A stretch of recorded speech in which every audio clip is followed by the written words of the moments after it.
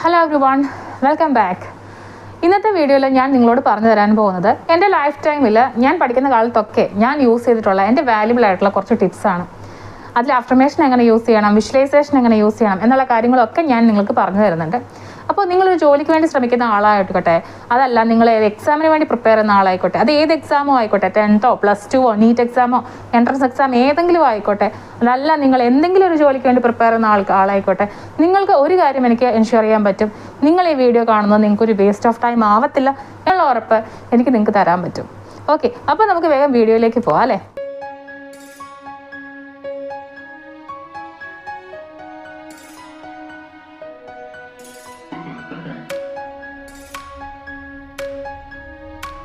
അപ്പോൾ ഇത് പറഞ്ഞു തുടങ്ങുമ്പോൾ തന്നെ ഞാൻ എപ്പോഴും ഓർക്കുന്ന ഒരു കോട്ടുണ്ട്. Your future depends on what you do today. നിങ്ങളുടെ ഭാവി നിങ്ങൾ ഇപ്പോൾ എന്ത് ചെയ്യുന്നു എന്നതിനെ ആശ്രയിച്ചിരിക്കും. ഞാൻ എൻ്റെ സ്റ്റഡി ടേബിളിൽ എപ്പോഴും എഴുതി വച്ചിരുന്ന ഒരു കോട്ടാണത്. നിങ്ങളിപ്പോൾ എന്താണോ ചെയ്തുകൊണ്ടിരിക്കുന്നത് അതായിരിക്കും നിങ്ങളുടെ ഫ്യൂച്ചറിനെ വാർത്തെടുക്കുന്നത്. ഓക്കെ, അപ്പം നിങ്ങൾ തന്നെ ചിന്തിച്ച് നോക്കുക, നിങ്ങളിപ്പോൾ എന്താണ് ചെയ്യുന്നത്, അതിൽ നിന്നൊരു മാറ്റം നിങ്ങൾക്ക് ആവശ്യമാണോ? അങ്ങനെയാണെങ്കിൽ ഈ വീഡിയോ പൂർണ്ണമായിട്ട് കാണാൻ ശ്രമിക്കുക. ഞാൻ എൻ്റെ വക കുറച്ച് ടിപ്സ് കൂടി ഈ വീഡിയോയുടെ ലാസ്റ്റ് ആഡ് ചെയ്യുന്നുണ്ട്. സ്കിപ്പ് ചെയ്യാതെ മുഴുവനും കാണും കേട്ടോ. നിങ്ങൾക്ക് എല്ലാവർക്കും ഈ ഒരു വീഡിയോ ഉപകാരപ്പെടും എന്ന് എനിക്ക് പൂർണ്ണമായിട്ടുള്ള വിശ്വാസമുണ്ട്. ഫസ്റ്റ് കാര്യം എന്ന് പറയുന്നത്, പഠിക്കാനാണെങ്കിലും ശരി എന്ത് കാര്യം ചെയ്യാനാണെങ്കിലും ശരി, ഫസ്റ്റ് എന്ന് പറഞ്ഞാൽ നമ്മളുടെ മൈൻഡ് അതിനുവേണ്ടി തയ്യാറെടുക്കുക എന്നുള്ളതാണ്. Reset your mind. അതായത് നമുക്ക് ആ കാര്യം സാധ്യമാണ് എന്ന് നമ്മൾ സ്വയം വിശ്വസിക്കുക. എനിക്ക് ഇതൊന്നും ചെയ്യാൻ പറ്റില്ല എന്ന് വിചാരിച്ചുകൊണ്ട് ഏത് കാര്യത്തിലേക്ക് ഇറങ്ങിയാലും അത് ഒരു ഫെയിലർ ആവാനുള്ള ചാൻസ് വളരെയധികം കൂടുതലായിരിക്കും. ഓക്കെ, സെൽഫ് ഡൗട്ട്സ് ഒക്കെ വരുന്ന സാധാരണമായ കാര്യം തന്നെയാണ്. പക്ഷേ ഓരോ ഇൻവെൻഷനും ഓരോ കണ്ടുപിടുത്തങ്ങളും ഓരോ കാര്യങ്ങളും ആദ്യം രൂപപ്പെടുന്ന മനുഷ്യൻ്റെ മനസ്സിലാണെന്നുള്ള സത്യം നിങ്ങൾ അംഗീകരിക്കണം. അയാൾ ഒരു കസേര പണിയാണെങ്കിൽ അയാൾ ആദ്യം അത് എങ്ങനെയായിരിക്കും, അതിൻ്റെ രൂപം എവിടെയായിരിക്കും അയാൾക്കുണ്ടാവുക? അയാളുടെ മനസ്സിലായിരിക്കും അല്ലേ. അതിനുശേഷമായിരിക്കും അയാളത് ചിത്രമായിട്ട് വരയ്ക്കുന്നത്, അതിനുശേഷമായിരിക്കും അയാൾ രൂപപ്പെടുത്തുന്നത് അല്ലേ. അപ്പോൾ എല്ലാ കാര്യങ്ങളും ആദ്യം ഉണ്ടാവുന്നത് മനസ്സിലാണ്. അപ്പോൾ ആ ഒരു രീതിയിലുള്ള മൈൻഡ് സെറ്റ് നിങ്ങൾ ഉണ്ടാക്കിയെടുക്കുക. എനിക്കിത് സാധ്യമാണെന്ന് ഉറച്ച് വിശ്വസിക്കുക. ഇനി നമുക്ക് പോയിന്റ്സിലേക്ക് കടക്കാം. First point, set A clear goal. നിങ്ങൾക്ക് കൃത്യമായിട്ടുള്ള ഒരു ഗോൾ ഉണ്ടാവണം. 10th ക്ലാസ്സിലോ +2 പഠിക്കുന്ന ഒരാളാണെങ്കിൽ നിങ്ങൾക്ക് എത്ര % മാർക്ക് നിങ്ങൾക്ക് കിട്ടണം, എത്ര A+ കിട്ടണം എന്നുള്ള കാര്യത്തെക്കുറിച്ച് നിങ്ങൾ ക്ലിയർ ആയിരിക്കണം. അതല്ല 10ന് ശേഷം ഏത് സ്കൂളിൽ നിങ്ങൾക്ക് അഡ്മിഷൻ എടുക്കണം, ഏത് കോഴ്സ് എടുക്കണം, സയൻസോ ഹ്യൂമാനിറ്റീസോ അതല്ല കമ്പ്യൂട്ടർ സയൻസോ ഏതാണ് നിങ്ങൾക്ക് വേണ്ടത്, അതിനു വേണ്ടി നിങ്ങൾക്ക് ഒരു ലക്ഷ്യം നിങ്ങൾ സെറ്റ് ചെയ്യുക. ആ ലക്ഷ്യം സെറ്റ് ചെയ്ത് കഴിഞ്ഞാൽ അതിനു വേണ്ടി നിങ്ങൾ പ്രിപ്പയർ ചെയ്യുക എന്നുള്ളതാണ്. സോ ഫസ്റ്റത്തെ കാര്യം എന്ന് പറയുന്നത്, നിങ്ങൾക്കൊരു ഗോൾ, നിങ്ങൾ ക്ലിയർ ഗോളായിരിക്കണം നിങ്ങൾ സെറ്റ് ചെയ്യുന്നത്. നിങ്ങൾ ഒരു എക്സാമിന് വേണ്ടി പ്രിപ്പയർ ചെയ്യുമ്പോഴത്തേക്ക് നിങ്ങളുടെ ആ റാങ്ക് എത്ര വരണം എന്നുള്ള കാര്യം നിങ്ങൾ ഏകദേശം ഉറപ്പിക്കണം. 10നുള്ളിൽ റാങ്ക് വരണമെങ്കിൽ അങ്ങനെ സെറ്റ് ചെയ്യുക. നിങ്ങൾക്ക് ഏകദേശം എത്ര കാലം കൊണ്ട് ആ ഒരു ജോലിയിലേക്ക് പ്രവേശിക്കണം എന്നുള്ള കാര്യം നിങ്ങൾ സെറ്റ് ചെയ്യുക. അതായത് നിങ്ങൾ നിങ്ങളുടെ മനസ്സിൽ ഒരു ക്ലിയർ ആയിട്ടുള്ള ഗോൾ കൊടുത്തു കഴിഞ്ഞിട്ട് വേണം നിങ്ങൾ ഇതിലേക്ക് ഇറങ്ങിത്തിരിക്കാൻ വേണ്ടി. ഓക്കെ, അങ്ങനെ ചെയ്യുമ്പോൾ നിങ്ങൾ ഏത് എക്സാമാണ് നിങ്ങൾക്ക് പാസ്സാവേണ്ടത്, അതിൽ എത്രയാണ് നിങ്ങൾക്ക് റാങ്ക് വേണ്ടത്, എന്നാണ് നിങ്ങൾക്ക് ജോലിക്ക് കയറേണ്ടത്, എത്ര കാലം കൊണ്ട് നിങ്ങൾക്ക് ജോലിക്ക് കയറണം. ഓക്കെ, നിങ്ങൾക്ക് വേണ്ട ഗോൾ നിങ്ങൾ എഴുതുക. അത് എഴുതി നിങ്ങൾ പഠിക്കുന്നിടത്ത് ഒട്ടിച്ച് വെച്ചേക്കുക. ഓക്കെ, അതെന്തിനാണ് ചോദിച്ചു കഴിഞ്ഞാൽ, ഞാൻ നിങ്ങളോടൊരു കാര്യം ചോദിക്കട്ടെ. നിങ്ങളൊരു റോഡിൽ നിൽക്കുകയാണ്, നിങ്ങളൊരു യാത്ര പോകാനായിട്ട് ഒരു റോഡിൽ നിൽക്കുകയാണ്. ഒരു ബസ് വന്ന് നിന്നു, പക്ഷേ ആ ബസ്സിൽ നെയിം ബോർഡില്ല, എങ്ങോട്ടാണ് ബസ് പോകുന്നതെന്ന് അറിയില്ല. ബസ്സിലെ ഡ്രൈവറോട് ചോദിച്ചിട്ടാണെങ്കിൽ അയാളൊന്നും മിണ്ടുന്നുമില്ല. നിങ്ങൾ ആ ബസ്സിൽ കയറിയിരിക്കുമോ? ആ ബസ് അതിൻ്റെ വഴിക്കുമോ അല്ലേ? ബോധമുള്ളവരൊന്നും കയറിയിരിക്കില്ല. എന്തുകൊണ്ടായിരിക്കും അങ്ങനെ? അതിന് ഒരു വാണ്ടറിങ് ലൈഫ് ആയിരുന്നു, എങ്ങോട്ട് പോകുന്നതെന്ന് ആർക്കും അറിയില്ല. അതുപോലെ നിങ്ങളുടെ ജീവിതം ആക്കരുത്. നമ്മളാണ് ആ വണ്ടി, നമ്മുടെ ഗോളാണ് അതിൻ്റെ നെയിം ബോർഡ്, നമ്മുടെ മനസ്സാണ് ആ ഡ്രൈവർ. അപ്പോൾ നമ്മളാകുന്ന ആ വണ്ടിയോട് ഡ്രൈവറോട് ചോദിച്ചു കഴിഞ്ഞാൽ മനസ്സാകുന്ന ആ ഡ്രൈവർ എന്ത് പറയണം? ഞാൻ ഇന്ന ഗോളിലേക്കുള്ള യാത്രയിലാണ്. അതായത് ആ ക്ലിയർ ആയിട്ടുള്ള ഡെസ്റ്റിനേഷൻ വേണം. ഓക്കെ, ആ ഡെസ്റ്റിനേഷൻ ക്ലിയർ ആണെങ്കിൽ നമുക്ക് യാത്ര എളുപ്പമായി. അപ്പോൾ നിങ്ങൾ എന്ത് ചെയ്യണം? ഉറപ്പായിട്ടും നിങ്ങൾ ആ വണ്ടിയുടെ പേര് എഴുതി വെക്കണം. ആ പേരാണ് നിങ്ങളുടെ goal. So write your name board or write your goal. ഇന്ന് തന്നെ നിങ്ങളത് ചെയ്യുക കേട്ടോ. അതുപോലെ തന്നെ നിങ്ങൾ ചെയ്യേണ്ട ഒരു കാര്യമുണ്ട്. നിങ്ങളത് വിഷ്വലൈസ് ചെയ്യണം. അതായത് നിങ്ങൾ എത്താൻ പോകുന്ന, നിങ്ങൾ എന്തിനു വേണ്ടിയാണോ ശ്രമിക്കുന്നത്, അവിടേക്ക് എത്തിക്കഴിയുമ്പോൾ നിങ്ങൾക്ക് കിട്ടുന്ന ആ ഒരു സൗഭാഗ്യങ്ങൾ, നിങ്ങൾക്ക് കിട്ടുന്ന ആ ഒരു ജീവിതം, അതിനെക്കുറിച്ചൊക്കെ നിങ്ങൾ നല്ല രീതിയിൽ വിഷ്വലൈസ് ചെയ്യണം. അപ്പോൾ ആ ഒരു മോട്ടിവേഷൻ്റെ ഫ്യൂവൽ കൊണ്ട് വേണം നിങ്ങളുടെ ആവുന്ന ആ വണ്ടി ഓടാൻ വേണ്ടി. ഓക്കെ, അപ്പോൾ നിങ്ങൾ ആ ഒരു കാര്യം എപ്പോഴും ഓർക്കുക. Set your goal. ഇനി പോയിന്റ് നമ്പർ 2, നിങ്ങൾ ഒരു സ്റ്റഡി ഫ്രണ്ട്ലി ആയിട്ടുള്ള അറ്റ്മോസ്ഫിയർ, ഒരു എൻവയോൺമെൻറ്റ് ഉണ്ടാക്കിയെടുക്കാം. നമ്മൾ പഠിക്കുന്ന സ്ഥലത്ത് നിങ്ങൾക്ക് പഠിക്കാൻ ഒരു ടേബിളൊക്കെ ഉണ്ടെങ്കിലുണ്ടല്ലോ, ആ ടേബിളൊക്കെ ഒന്ന് ഡീക്ലട്ടർ ചെയ്ത് ആവശ്യമുള്ള സാധനങ്ങൾ മാത്രം ഒന്ന് അടുക്കി വെക്കാൻ വേണ്ടി ശ്രദ്ധിക്കുക. എന്തിനാണ് നിങ്ങൾ ചോദിച്ചു കഴിഞ്ഞാൽ, നമ്മുടെ മനസ്സ് നമ്മളിരിക്കുന്ന സ്പേസൊക്കെ പോലെ ആവും. നമ്മളതൊന്ന് ഡീക്ലട്ടർ ചെയ്ത് നല്ല ഒന്ന് അടുക്കും ചിട്ടയാക്കി വെക്കാൻ വേണ്ടി ശ്രദ്ധിക്കാം. നിങ്ങൾക്ക് ഇനി പഠിക്കാനായിട്ട് പ്രത്യേകിച്ച് ഡെസ്കോ കാര്യങ്ങളോ ഒന്നും ഇല്ലെങ്കിലും നിങ്ങൾ എവിടെ ഇരുന്നാണോ പഠിക്കുന്നത് ആ സ്ഥലമുണ്ടല്ലോ, അത് കുറച്ച് ഓർഗനൈസ്ഡ് ആയിട്ട് വെക്കണം. നമ്മുടെ സറൗണ്ടിങ്സ് നമ്മൾ പഠിക്കുന്നതിൽ ഒരു ഹ്യൂജ് ആയിട്ടുള്ള റോള് പ്ലേ ചെയ്യുന്നുണ്ട്. നമ്മൾ പഠിക്കാനിരിക്കുന്ന സ്ഥലത്ത് മോട്ടിവേഷണൽ ആയിട്ടുള്ള കോട്ട്സ് ഒക്കെ എഴുതി വെക്കുക. ഞാൻ എഴുതി വെച്ചിരുന്ന ഒരു പണ്ടൊരു കോട്ട് ഉണ്ടായിരുന്നു കേട്ടോ. There is no substitute for hard work. കഠിന ശ്രമത്തിന് അല്ലെങ്കിൽ പരിശ്രമത്തിന് പകരം മറ്റൊന്നും ആവില്ല. സോ അതെനിക്ക് ഒരുപാട് മോട്ടിവേഷൻ തന്നിരുന്ന ഒരു കോട്ടായിരുന്നു. അതുപോലെ നിങ്ങൾക്ക് ഇഷ്ടപ്പെട്ട കോട്ടുകൾ നിങ്ങൾക്ക് എഴുതി വയ്ക്കാം. ഓക്കെ, ഇനി പോയിന്റ് നമ്പർ 3, ടൈം മാനേജ്മെൻറ്റ്. അതായത് നിങ്ങളുടെ പഠിക്കാനുള്ള സമയത്തെ നിങ്ങൾ മാനേജ് ചെയ്യണം. നമുക്ക് ഏറ്റവും വാല്യുബിൾ ആയിട്ടുള്ള ഒരു കാര്യങ്ങളിൽ ഒന്നാണ് ടൈം എന്ന് പറയുന്നത്. അത് നിങ്ങൾ ബുദ്ധിപൂർവ്വം ഉപയോഗിക്കണം. നമ്മുടെ ടൈം, നമ്മൾ പഠിക്കാനായിട്ട് നമുക്ക് 1 മണിക്കൂർ ടൈം അല്ലെങ്കിൽ 10 മണിക്കൂർ ടൈം ഉണ്ടെങ്കിലും അത് നമ്മൾ എങ്ങനെ ഉപയോഗിക്കുന്നു എന്നതിനെ ആശ്രയിച്ചിരിക്കും നമ്മളുടെ റിസൾട്ട് എന്ന് പറയുന്നത്.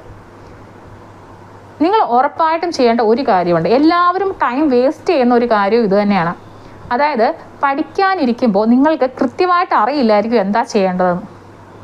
നിങ്ങൾ നാളെ രാവിലെ 5 മണിക്ക് അലാറം വെച്ച് എഴുന്നേറ്റ് പഠിക്കാൻ തീരുമാനിച്ചിട്ടുണ്ടെങ്കിൽ ഇന്ന് രാത്രി ഉറങ്ങുന്നതിന് മുൻപ് നിങ്ങൾ ചെയ്യേണ്ടതായിട്ടുള്ള കുറച്ച് കാര്യങ്ങളുണ്ട്. അതായത് നാളെ രാവിലെ എഴുന്നേറ്റ് നിങ്ങൾ എന്തു പഠിക്കണം, ഏത് ടോപ്പിക്ക് പഠിക്കണം, ഏത് ടോപ്പിക്കിൽ എത്രത്തോളം ഭാഗം പഠിക്കണം. വെറുതെ മാത്തമാറ്റിക്സ് എന്ന് എഴുതി വെച്ചാൽ പോരാ. മാത്തമാറ്റിക്സിൽ ഏത് ടോപ്പിക്ക്, അതിൽ എത്ര ക്വസ്റ്റ്യൻസ് നിങ്ങൾ ചെയ്യാൻ ഉദ്ദേശിക്കുന്നു. ഒരു പ്രോബ്ലംസ് ആണെങ്കിൽ 50 പ്രോബ്ലം ആണെങ്കിൽ ആ 50 പ്രോബ്ലംസ് എത്ര എണ്ണമാണ്, ഏതൊക്കെ ക്വസ്റ്റ്യൻ തൊട്ട് എവിടം വരെ കൃത്യമായിട്ട് നിങ്ങൾ എഴുതി വെക്കണം. ഓക്കെ, അതല്ല നിങ്ങൾ സയൻസിൻ്റെ ഒരു ചാപ്റ്റർ പഠിക്കാനായിട്ട് ഉദ്ദേശിക്കുന്നു, സയൻസിൻ്റെ ചാപ്റ്ററിൽ എവിടം തൊട്ട് എവിടെ വരെ പഠിക്കുന്നു, ഒരു ചാപ്റ്റർ മുഴുവൻ പഠിക്കാൻ ഉദ്ദേശിക്കുന്നുണ്ട്, എങ്ങനെയാണ് ഏതാണെന്നുള്ള കാര്യം കൃത്യമായിട്ട് എഴുതി വെക്കണം. അപ്പോൾ നിങ്ങൾ നിങ്ങളുടെ മനസ്സിന് കൊടുക്കുന്ന ഒരു ഇൻഫർമേഷൻ എന്താണെന്ന് അറിയാമോ? ഞാൻ നാളെ രാവിലെ എഴുന്നേറ്റ് ഇന്ന കാര്യങ്ങൾ എനിക്ക് പഠിക്കാനായിട്ടുണ്ട്, ഞാനതെല്ലാം സെറ്റ് ചെയ്ത് വെച്ചിട്ടാണ് ഇന്ന് കിടന്ന് ഉറങ്ങുന്നത്. അതുകൊണ്ട് തന്നെ നാളെ രാവിലെ നിങ്ങളുടെ ബയോളജിക്കൽ ക്ലോക്ക് നിങ്ങളെ വിളിച്ചെഴുന്നേൽപ്പിച്ച് പഠിപ്പിക്കാനിരുത്തും. ഓക്കെ, പിന്നെ പഠിക്കാമെന്നുള്ള ആരുടെ ചുമതലയാണ്? നിങ്ങളുടെ ചുമതലയാണ്. കൂടുതൽ ആളുകളും സമയം വേസ്റ്റ് ചെയ്യുന്നത് എന്ത് പഠിക്കണമെന്ന് ഓർത്തിട്ടാണ്. ഓക്കെ, അതുകൊണ്ട് തന്നെ അത് സെറ്റ് ചെയ്ത് വെച്ച് കഴിഞ്ഞാൽ നിങ്ങളുടെ പകുതി പ്രശ്നം തീർന്നു. നിങ്ങൾ പഠിക്കാൻ ഉപയോഗിക്കുന്ന ഓരോ മിനിറ്റും നിങ്ങളുടെ ഫ്യൂച്ചറിലേക്കുള്ള നിങ്ങളുടെ ചവിട്ടുപടിയാണ്. അതുകൊണ്ട് നല്ല രീതിയിൽ നല്ല കാര്യങ്ങൾക്ക് വേണ്ടി ആ ഒരു സമയം ചെലവഴിച്ച് നിങ്ങളുടെ ആഗ്രഹങ്ങൾക്കൊപ്പം എത്തുക. 4ാമത്തെ പോയിന്റ് എന്ന് പറയുന്നത് ക്വാളിറ്റി ടൈമാണ്. അതായത് നിങ്ങൾ ഒരു 2 മണിക്കൂർ പഠിക്കുന്നു, പക്ഷേ അതിനകത്തെ 15 മിനിറ്റ് മാത്രമേ നിങ്ങൾ കോൺസെൻട്രേഷനോടുകൂടി പഠിച്ചുള്ളൂ എങ്കിൽ നിങ്ങൾ ആകെ 15 മിനിറ്റ് പഠിച്ചതേ ഉള്ളൂ. ബാക്കി സമയം നിങ്ങൾ എന്ത് ചെയ്യായിരുന്നു? പല കാര്യങ്ങളിലും നിങ്ങളുടെ മനസ്സ് അവിടെ പോയി ഇവിടെ പോയി അല്ലേ? അങ്ങനെയല്ല വേണ്ടത്. നമ്മൾ ക്വാളിറ്റി ടൈമിലാണ് കോൺസെൻട്രേറ്റ് ചെയ്യേണ്ടത്. നിങ്ങൾ പഠിക്കുന്ന സമയത്ത് നിങ്ങളുടെ മൈൻഡ് നിങ്ങളോടൊപ്പം ഉണ്ടായിരിക്കണം. വളരെ ഏകാഗ്രതയോടുകൂടി പഠിക്കാനായിട്ട് ശ്രദ്ധിക്കുക. ആ സമയത്ത് മറ്റൊരു കാര്യങ്ങൾക്കോ ഡിസ്ട്രാക്ഷൻസിനോ ഫോണിന് നോക്കാൻ ഒന്നും പോകരുത്. ഓക്കെ, അപ്പോൾ നിങ്ങൾക്ക് വേണമെങ്കിൽ പൊമോഡോറോ ടെക്നിക്കുകൾ പോലുള്ള ടെക്നിക്സ് യൂസ് ചെയ്യാം. 25 മിനിറ്റ് പഠിക്കുക, 5 മിനിറ്റ് ഗ്യാപ്പ് എടുക്കുക, വീണ്ടും 25 മിനിറ്റ് പഠിക്കുക, 5 മിനിറ്റ് ഗ്യാപ്പ് എടുക്കുക. അപ്പോൾ തന്നെ നിങ്ങൾ എത്ര മണിക്കൂർ പഠിച്ചു? 1 മണിക്കൂർ പഠിച്ചു അല്ലേ? വിത്ത് 10 മിനിറ്റ് ഗ്യാപ്പ്. അങ്ങനെയൊക്കെ നിങ്ങൾക്ക് ടൈം സെറ്റ് ചെയ്യാം.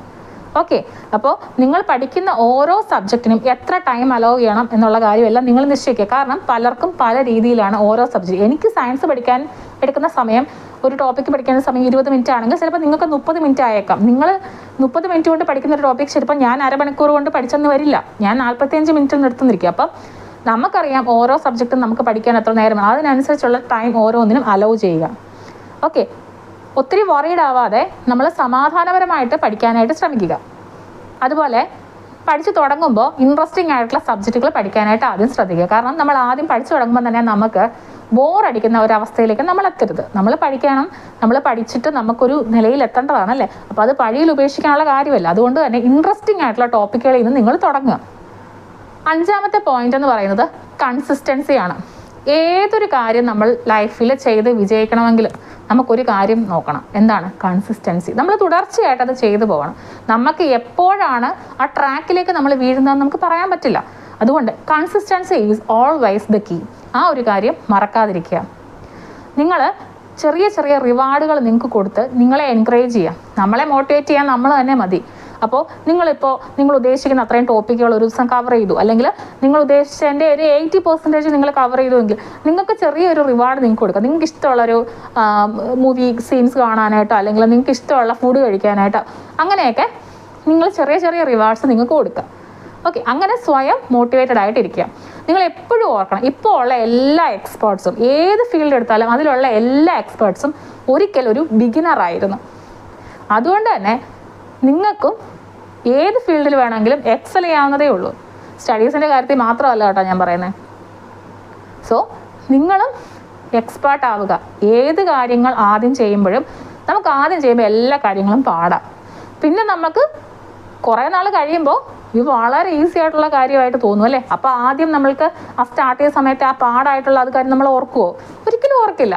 ഓക്കെ, 6ാമത്തെ പോയിന്റ് എന്ന് പറയുന്നത് take care of your mind and body.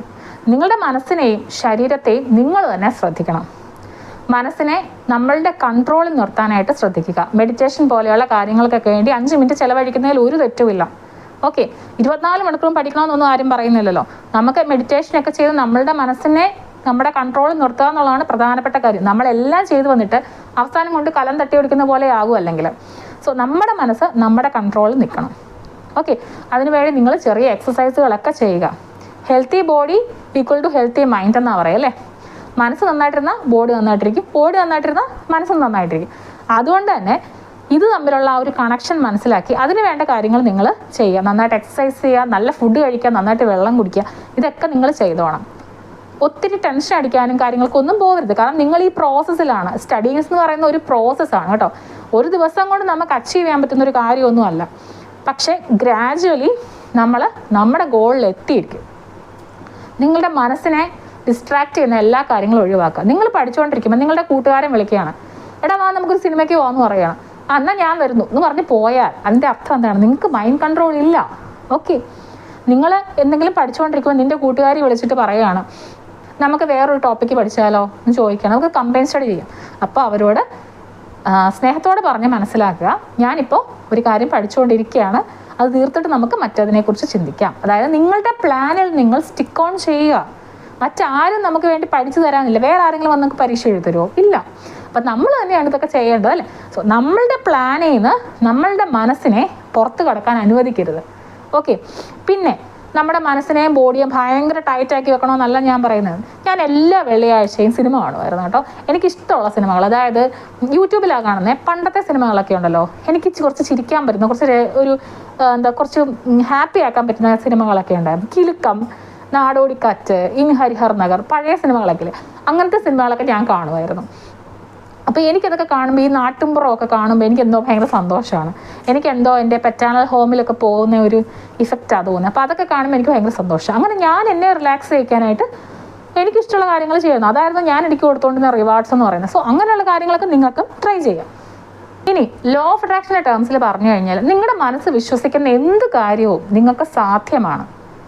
Okay, നിങ്ങളിപ്പോൾ പഠിക്കാൻ കുറച്ച് മോശമാണെങ്കിൽ, അല്ലെങ്കിൽ മറ്റുള്ളവർ പഠിക്കുന്നതിനെ ഓർത്ത് നിങ്ങൾക്ക് ടെൻഷൻ ഉണ്ടെങ്കിലോ, അതൊന്നും നിങ്ങൾ കാര്യമാക്കേണ്ട കാര്യമില്ല. നിങ്ങൾ പോസിറ്റീവായിട്ടിരിക്കുക. നിങ്ങൾക്ക് അഫർമേഷൻസ് ചെയ്യാൻ പറ്റും.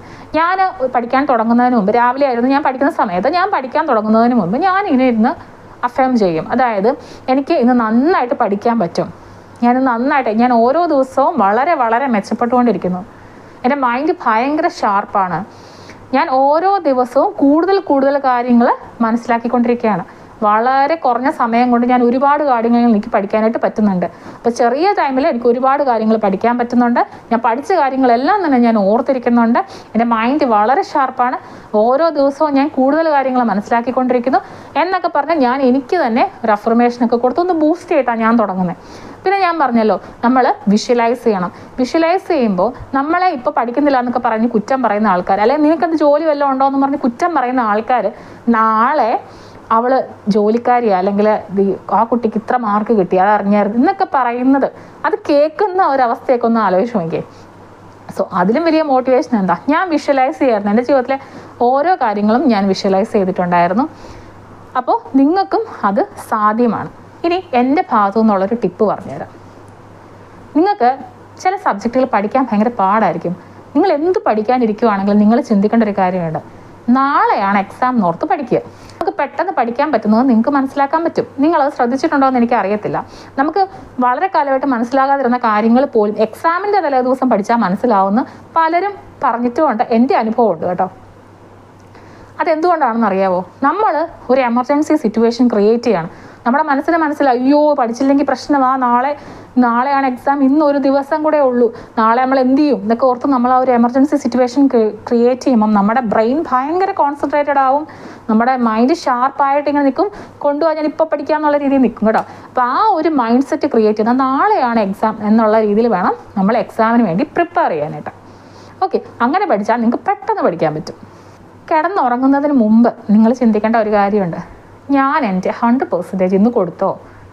ഓക്കെ, ഞാൻ എൻ്റെ 100% ഇന്ന് കൊടുക്കാൻ പറ്റിയില്ലെങ്കിലും ഒരു 80% എങ്കിലും കൊടുത്തോ? എന്തോ ദിവസവും നിങ്ങൾ ചിന്തിക്കണം. അല്ലെങ്കിൽ നമുക്ക് മുന്നോട്ട് പോകാൻ പറ്റാതെ വരും. കാരണം നമ്മൾ ഇന്ന് കുറേ കാര്യങ്ങൾ വിചാരിച്ചു, പക്ഷേ അതിൻ്റെ ഒരു 50% പഠിക്കാൻ പറ്റും. നിരാശപ്പെടരുത്. ആ 50% നാളെ 70% ആക്കാൻ പറ്റും, അതിനുശേഷം 80% ആക്കാൻ പറ്റും. നിങ്ങൾ 100% നിങ്ങൾ ഉദ്ദേശിച്ച ടോപ്പിക്ക് മുഴുവൻ പഠിച്ചിട്ട് കടന്നുറങ്ങുന്ന ഒരു ദിവസം വരും. ഓക്കെ, എക്സാമിന് വേണ്ടി പ്രിപ്പയർ ചെയ്ത് ജോലി കിട്ടാതെ വിഷമിക്കുന്നവരോട് എനിക്കൊരു കാര്യം പറയാനുണ്ട്. നിങ്ങൾ നിങ്ങളുടെ 100% കൊടുത്തിരുന്നു. നിങ്ങൾ നിങ്ങളുടെ 100% കൊടുത്തിട്ട് ഒരു എക്സാം എഴുതിയാൽ ഉറപ്പായിട്ട് നിങ്ങൾക്കത് കിട്ടും. 100% ഒന്നും വേണ്ട, ഒരു 80% കൊടുത്താൽ തന്നെ നിങ്ങൾക്ക് ആ എക്സാം കിട്ടും. ഇനി നിങ്ങൾ അതിൽ വിഷമിക്കുന്നുണ്ടെങ്കിൽ ഉറപ്പായിട്ടും നിങ്ങൾ നിങ്ങളുടെ 100% കൊടുത്ത് ഒരു എക്സാമിന് വേണ്ടി പ്രിപ്പയർ ചെയ്ത് എഴുതും. നിരാശപ്പെട്ടിട്ടൊന്നും ഒരു കാര്യമില്ല. കാരണം നമുക്ക് വേറെ ആരും ഒന്നും കൊണ്ടുതരത്തില്ല. നമ്മുടെ ജീവിതം നമ്മൾ തന്നെ ബിൽഡ് ചെയ്തെടുക്കുന്നതാണ്. നമ്മൾ എന്നും കാണുന്ന ഈ സക്സസ്ഫുൾ ആയിട്ടുള്ള ആൾക്കാരൊക്കെ വൺസ് കഷ്ടപ്പെട്ടിട്ടുള്ളവർ തന്നെയാണ്, അവരുടെ ആഗ്രഹങ്ങൾക്ക് വേണ്ടിയിട്ട്. അല്ലാതെ ഓവർനൈറ്റ് സക്സസ് ആയിട്ട് ആരും വന്നിട്ടില്ല, അല്ലേ? പലയിടത്തും നമ്മൾ വീണ് പോകുമായിരിക്കും, പക്ഷേ എഴുന്നേറ്റ് നിൽക്കാനുള്ള ഊർജ്ജം നമ്മൾ തന്നെ കാണിക്കണം. സക്സസ് എന്ന് പറയുന്നത് വെറും ലക്കൊന്നുമല്ല, കൺസിസ്റ്റൻ്റ് ആയിട്ടുള്ള എഫേർട്ടും സ്വയം അവനവന് സാധിക്കും എന്നുള്ള വിശ്വാസവും നമ്മുടെ മനസ്സിൻ്റെ പവറും കൂടി ചെയ്യുമ്പോഴാണ് നമുക്ക് സക്സസ് നമ്മുടെ ഉള്ളിലേക്ക് വരുന്നത്, നമ്മളെ തേടിയെത്തുന്നത്. സോ എല്ലാവർക്കും ജീവിതത്തിൽ ഒരു സക്സസ് ഉണ്ടാവട്ടെ എന്ന് ഞാൻ ആത്മാർത്ഥമായിട്ട് പ്രാർത്ഥിക്കുന്നു. മറ്റൊരു വീഡിയോയിൽ വീണ്ടും കാണാം. Bye.